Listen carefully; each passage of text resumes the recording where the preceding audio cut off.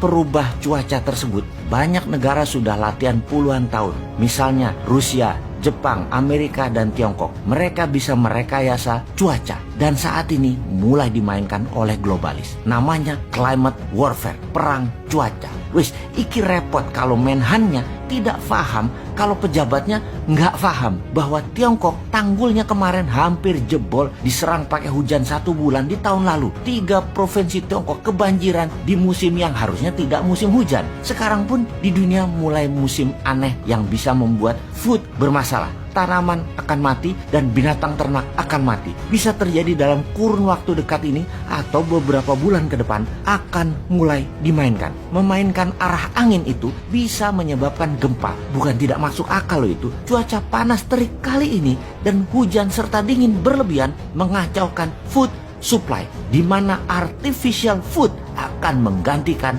semuanya. Siapa raja artificial food ini? Ya nggak salah. Siapa lagi? Ya globalis, yang salah satunya adalah Bill Gates. Mulai paham? Setelah vaksin, biological warfare. Perang apa lagi yang akan terjadi? Benar, climate warfare. Nah, jadi mulai paham kenapa New Mind bilang akan membuat Kementerian Peperangan, Ministry of War. Tuh bener deh, 2024 lama banget dan rindu akan masa depan nih gua nih. Aduh.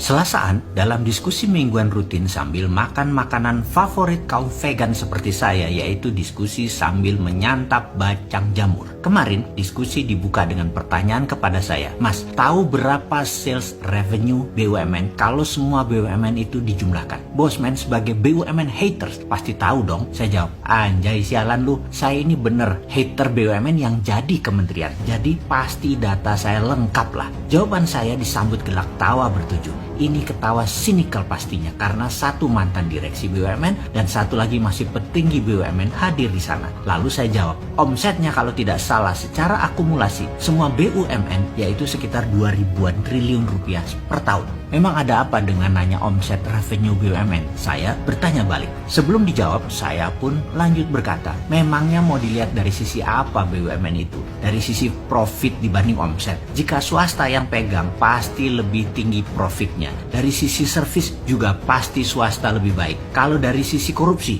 swasta nggak ada korupsi. Kalau dikorupsi, pengelolanya langsung kolaps perusahaannya. Kalau BUMN dikorupsi, merugi, negara injek, tambah dana dan fasilitas dari APBN. Surga bener deh tuh BUMN. Asli saya geblek-geblekin BUMN bobrok semua kok dipiara di bawah kementerian. Amit-amit banget dah. Saya mulai nyolot. Pokoknya enak kerja di BUMN. Ukuran suksesnya gampang. Proyeknya, proyek pemerintah. Komisarisnya, pejabat kementerian terkait dan para pendukung pilpres. Modal kalau kurang, negara yang bantu. Tambah subsidi lagi terhadap harga jual. Seperti pupuk misalnya. Pokoknya siapa saja bisa jadi direksi BUMN. Gak usah pinter, pokoknya nurut diatur. Wes, itu aja syaratnya. Sebuah kalimat yang menunjukkan sinisnya saya dengan BUMN di bawah kementerian. Kenapa Mas Mardigu gak suka sama BUMN sih? Demikian salah satu yang hadir yang baru beberapa kali ketemu, yang belum kenal sekali sifat asli saya. Kalau yang sudah tahu nan tahu banget, saya ini anti pemerintah berbisnis. Saya ini pro UKM dan pro wira swasta. Oke, saya tanya balik kepadanya. Dari sales 2.000 triliun per tahun total BUMN ini, ada berapa yang didapat karena ekspor? Jawabannya mungkin nggak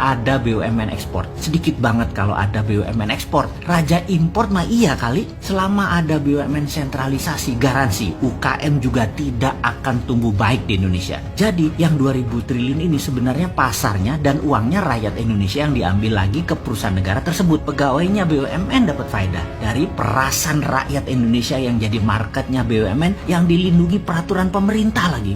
Asli aneh dah bernegaranya. Ini malu-maluin. Masa jualan ke rakyat sendiri? Masa pahlawan devisanya bukan BUMN? Ahli impor iya BUMN. Katanya memuja Tiongkok, tetapi nggak niru Tiongkok. Tiongkok BUMN-nya itu pahlawan devisa, bos. Misalnya mereka kerja membangun di Indonesia, itu menguntungkan Tiongkok. BUMN Tiongkok tuh pahlawan devisa sekali lagi, tetapi menjadi penjajah dan mengambil devisa negara lain. Karena uang keluar dari Indonesia kan cash out, dan itu cash outnya kemana? Ke Tiongkok. Maaf nih ya, bagi pejabat yang sekarang jadi menteri yang memuja Tiongkok, saya bisa bilang salah besar miring ke Tiongkok. Jadi solusinya bagaimana ke depan tentang BUMN? Kalau saya bisa memberi masukan kepada Presiden, kurangi dulu proyek infrastruktur, benahi sektor keuangan negara, benahi sistem perbankan, benahi sistem pembayaran, fokus